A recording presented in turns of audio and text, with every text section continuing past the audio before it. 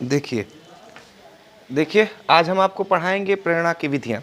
इसके पहले आपको बताए थे कि प्रेरणा क्या होती है, यानी प्रेरणा में प्रेरणा में अभिप्रेरक आपको बताए थे कि अभिप्रेरक क्या होते हैं। यह बताए थे कि अभिप्रेरक जो होते हैं मास्लो के अनुसार बताए थे कि अभिप्रेरक प्रायः क्या होते हैं कि दो प्रकार के होते हैं, जन्मजात अभिप्रेरक और अर्जित अभिप्रेरक। और जैविक प्रेरक अभिप्रेरकों में सामाजिक जो अभिप्रेरक होते हैं उनका जो कार्य स्थान होता है वह प्रायः अलग अलग होता है। इसलिए हम मानते हैं कि अभिप्रेरकों की जो श्रेणी होती है वह काफ़ी अलग अलग होती है। जैसे पहले बताए थे कि भूख, प्यास, निंदा, यह सब चीज़ें बताए थे आप लोगों को। निंदा, प्रेम, यह सब चीज़ें व्यक्तिगत अभिप्रेरक, सामाजिक अभिप्रेरक, सामुदायिकता, आत्मगौरव, इन सभी चीज़ों के बाद अब आता है नंबर क्या कहते हैं कि प्रेरणा की विधियाँ। यह प्रेरणा की विधियाँ हैं। प्रेरणा की विधियाँ क्या होती हैं कि मार्सेल के अनुसार, मार्सेल यह एक मनोवैज्ञानिक हैं, इनके अनुसार बताया, मार्सेल महोदय ने कहा था कि जो प्रेरणा होती है, प्रेरणा का यह निश्चय करती है कि लोग कितनी बार अच्छी तरह से सीख सकते हैं और कितनी देर तक सीखते रहते हैं। इससे स्पष्ट यह होता है कि बालक अभिप्रेरणा प्राप्त करके अपने सीखने के कार्य में पूर्ण रूप से सफलता प्राप्त कर सकता है। अतः शिक्षक का प्रथम प्रमुख कार्य यह होता है कि बालकों को अभिप्रेरणा प्रदान करे। यह मार्शल महोदय ने कहा था। और मार्शल महोदय ने ही क्या किया कि इतना कहने के बाद उन्होंने बताया कि इस प्रेरणा के अर्थ को समझने के लिए इसकी कुछ विधियां भी होती हैं। इन विधियों के अनुसार मार्शल महोदय ने बताया कि प्रेरणा की जो विधियां होती हैं वह प्रायः उसके स्वरूप जो बटे होते हैं वह 11 स्वरूपों में बटे होते हैं। जैसे पहला है रुचि, दूसरा सफलता, तीसरा स्वास्थ्य प्रतियोगिता, चौथा सामूहिक कार्य, प्रशंसा और निंदा, पुरस्कार और दंड, प्रगति का ज्ञान, परिणाम का ज्ञान, इसके साथ उपयुक्त शिक्षण की विधि, श्रव्य दृश्य सामग्री और कक्षा में का वातावरण। यानी कि यह सभी चीज़ें किस प्रकार की होनी चाहिए, कैसी होनी चाहिए, इन सभी चीज़ों के विषय में क्या कहते हैं मार्शल महोदय ने बताया। और यह बताया कि अगर बालक अपनी शिक्षा को ग्रहण करने के दौरान प्रेरणा के उद्देश्य का पालन करे तो क्या होता है कि बालकों की जो शिक्षा होती है वह प्रायः अग्रसर हो सकती है और बालक अच्छी तरह से सीख सकते हैं। जैसे सपोज दैट यहाँ दिया है, पहला देखिए है कि रुचि। पहले रुचि क्या होती है? रुचि यानी कक्ष में पढ़ाए गए विषय में, यानी जो पाठ्य सामग्री होती है, पाठ्य सामग्री में जितने विषय बताए जाते हैं उन विषयों में रुचि का होना अति आवश्यक है। जैसे छात्र किन पाठ्य पुस्तक का अध्ययन कर रहे हैं, अगर उस पाठ्य पुस्तक में छात्र को रुचि है तभी क्या होगा कि छात्र अपनी शिक्षा के द्वारा क्या कर सकते हैं, अपने दिमाग को एकाग्रित करके उनके अंदर रुचि पैदा हो सकती है और वह पढ़ सकते हैं। इसीलिए यह मानते हैं कि रुचि प्रेरणा प्रदान करने वाली यह पहली विधि होती है। बालकों की पाठ में पढ़ाए जाने वाले विषय बालक को पाठ के अनुसार विधियों से संबंधित करना चाहिए।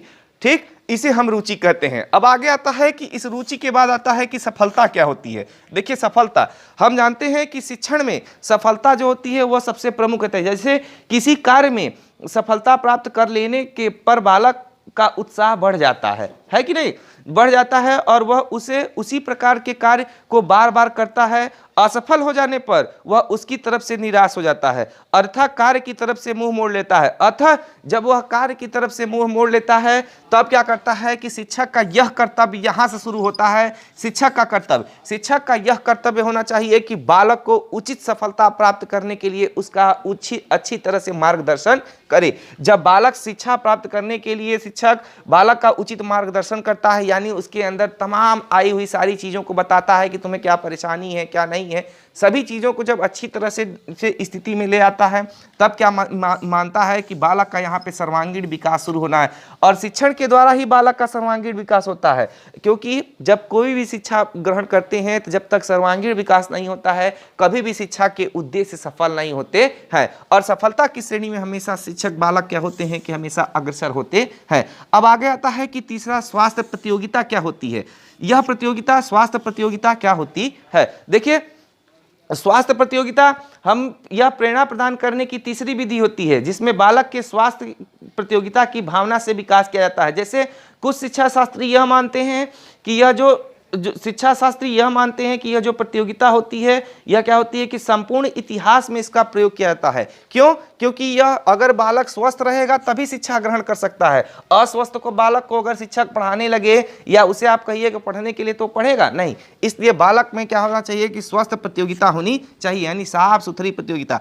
आगे है कि सामूहिक कार्य। यह सामूहिक कार्य क्या होते हैं? बालक के अंदर शिक्षा के द्वारा सामूहिक कार्यों का भी विस्थापन किया जाता है। जैसे प्रेरणा की प्रदान करने की यह चौथी विधि होती है। सामूहिक कार्य में उनको भाग लेने के लिए कहा जाता है। अतः शिक्षक की भूमिका यह होती है कि वह बालकों को विशेष आनंद प्रदान करे और इसके साथ साथ वह सामूहिक कार्य में यानी मेथड, जो सामूहिक मेथड होते हैं उनका प्रयोग करते हुए शिक्षक क्या करे कि इन सामूहिक मेथड का प्रयोग करते हुए छात्र को शिक्षण कार्य दे और शिक्षण कार्य दे। साथ में शिक्षक इसका अच्छी तरह से उपयोग करके शिक्षक अच्छी तरह से अपनी शिक्षण कलाओं का उपयोग करके छात्र को पढ़ाने के लिए अग्रसर हो। अब आगे आता है कि निंदा और प्रशंसा। प्रत्येक छात्र जो होते हैं वह शिक्षा ग्रहण करते हैं, तो शिक्षा ग्रहण करने के दौरान उनकी जो शक्तियां होती हैं वह प्रायः एक दूसरे से क्या होती हैं कि अलग अलग होती हैं। और हम यह मानते हैं कि यह प्रशंसा और निंदा का एक ऐसा कार्यक्रम होता है कि जैसे अगर किसी बालक ने क्या किया, जैसे सपोज दैट मान लीजिए परीक्षा हो रही है, ठीक है, और किसी बच्चे ने क्या किया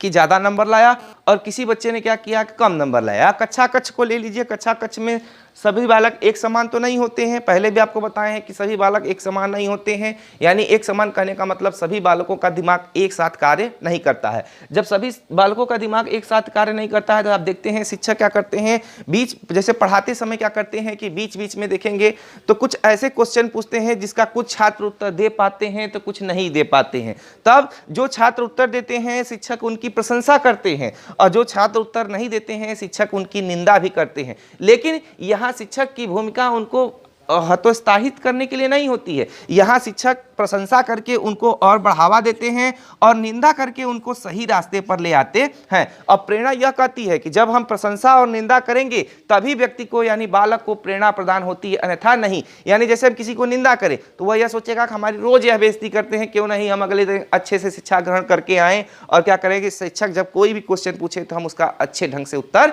दे सके। इसलिए प्रेरणा में प्रशंसा और निंदा दोनों की आवश्यकता 100% पड़ती है। आगे है कि पुरस्कार और दंड, इन सभी चीजों को भी शिक्षण में जोड़ा जाता है। पुरस्कार और दंड, जैसे छात्र कक्षा कक्ष में जब उचित स्थान ले आते हैं तब क्या होता है कि उनको पुरस्कार दिया जाता है, और कभी कभी होता है कि परीक्षा में 0 अंक प्राप्त कर लें तो उनको दंड दिया जाता है। क्या यह उनको द्वेष की भावना से दंड नहीं देना चाहिए, उनको यह शिक्षा की भावना से दंड दिया जाता है। जैसे दंड का मतलब जैसे उनको कान पकड़ के उठाना बैठाना या बाहर निकाल देते हैं कक्षा से, यानी इस प्रकार के जो शिक्षण की यानी शारीरिक दंड ना हो, मानसिक दंड हो, जिनसे उनके दिमाग पर प्रेशर पड़े, ताकि वह क्या हो कि आगे चल करके अपनी शिक्षा को अच्छे से बढ़ा सके। और छात्र को जब ज़्यादा शिक्षा ग्रहण कराते हैं तो छात्र का मनोबल भी बढ़ता है, और जब छात्र का मनोबल बढ़ता है तो छात्र क्या करते हैं कि शिक्षण की विधियों को अच्छी तरह से सीखते हैं। और जैसे कक्षा कक्ष में शिक्षक जब पढ़ाते हैं तो वह क्या करते हैं कि शिक्षक की बातों को ध्यान से सुनते हैं ताकि उनके दिमाग में चीजें क्या हों कि एक रूप में बैठ जाएं। अब आगे आता है कि प्रगति का ज्ञान। यह प्रगति का ज्ञान क्या है? देखिए, प्रगति बालक यह भी मानते हैं, जैसे प्रगति का ज्ञान होता है कि छात्रों को कार्य करने की प्रगति का ज्ञान उन्हें अभिप्रेरित करता है। इसलिए छात्रों को पढ़े हुए विषयों के अनुसार प्रगति से भी अवगत कराना चाहिए। यानी कि बालक कितनी ज़्यादा शिक्षा ग्रहण कर रहा है और कितने ज़्यादा शिक्षा ग्रहण करने के दौरान क्या कर रहा है, वह कितनी प्रगति किया है, यानी क्या है कि उसे कितना सीखा है। इस सीखने के अनुसार क्या करते हैं, हम इसे मानते हैं कि यह प्रगति का ज्ञान है। जब छात्र क्या करता है कि ज़्यादा से ज़्यादा शिक्षा ग्रहण कर लेता है और उसके दिमाग का जो होता है विस्तार होता है, तब हम मानते हैं कि यह प्रगति का ज्ञान है।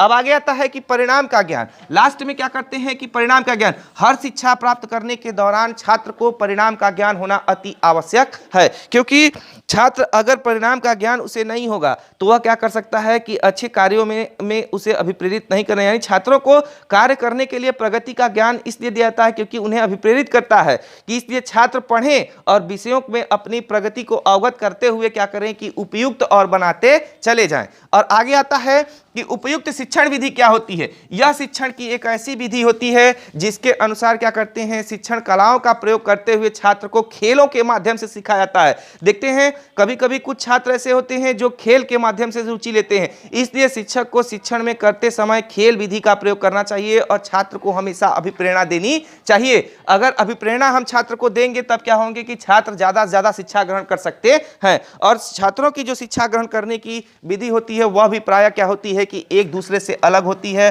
और शिक्षण यही मार्गदर्शन करता है कि अगर खेल विधि से हम शिक्षा ग्रहण कराएंगे तो बच्चे क्या होते हैं, ज्यादा से ज्यादा सीखते हैं। जैसे कक्षा कक्ष में आप लोगों को बताए थे कि क्या करते हैं कि एक खाका तैयार करते हैं, इस तरह का खाका तैयार करते हैं, जैसे पहाड़ा गिनती उनको सिखानी है, ठीक है। किसी छोटे छोटे बच्चों को अगर पहाड़ा गिनती सिखानी है, जैसे 2 का पहाड़ा, तो यहाँ 2 लिखिए, यहाँ 4 लिखिए, यहाँ 6 लिखिए, यहाँ 8 लिखिए,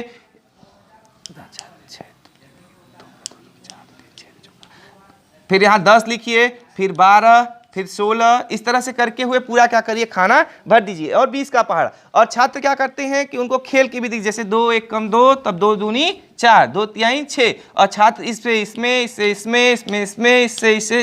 क्या करेंगे, इससे सीखते चले जाते हैं। और इसे क्या होता है कि इसे हम बोलते हैं खेल विधि द्वारा शिक्षा ग्रहण करना। इसलिए यह विधि छात्र को उपयुक्त शिक्षण प्रदान करती है। आगे आता है कि श्रव्य दृश्य सामग्री। देखते हैं कि शिक्षण की विधियों में इस श्रव्य दृश्य सामग्री का सबसे अधिक उपयोग किया जाता है, क्योंकि क्या होता है कि शिक्षण में, जैसे आप इस समय क्या कर रहे हैं कि हम ये दृश्य सामग्री द्वारा पढ़ रहे हैं, इसे मानते हैं कि श्रव्य यानी आप सुन भी सकते हैं और दृश्य मतलब देखना, ठीक। यानी कि देखते हैं छात्र, जैसे आप लोग देखे होंगे कि मीना की दुनिया पहले पढ़ाई जाती थी, रेडियो के माध्यम से छात्रों को प्राइमरी विद्यालयों में मीना की दुनिया सुनाई जाती थी। तो वह क्यों, वह दृश्य सामग्री द्वारा, यानी रेडियो चलता था और छात्र क्या करते थे, पढ़ते थे। इसी तरह से दृश्य सामग्री होती है, यानी देख करके पढ़ना। छात्रों को देखेंगे बड़े बड़े यूनिवर्सिटियों में, बड़े बड़े कॉलेजों में क्या होते हैं कि यह सामग्री लगी होती है जिसे प्रोजेक्टर बोलते हैं। प्रोजेक्टर के माध्यम से एक अध्यापक होता है, प्रोजेक्टर लगा होता है और क्या करेगा, उसका जो फोकस होता है वो डायरेक्ट ब्लैक बोर्ड पे होता है। यानी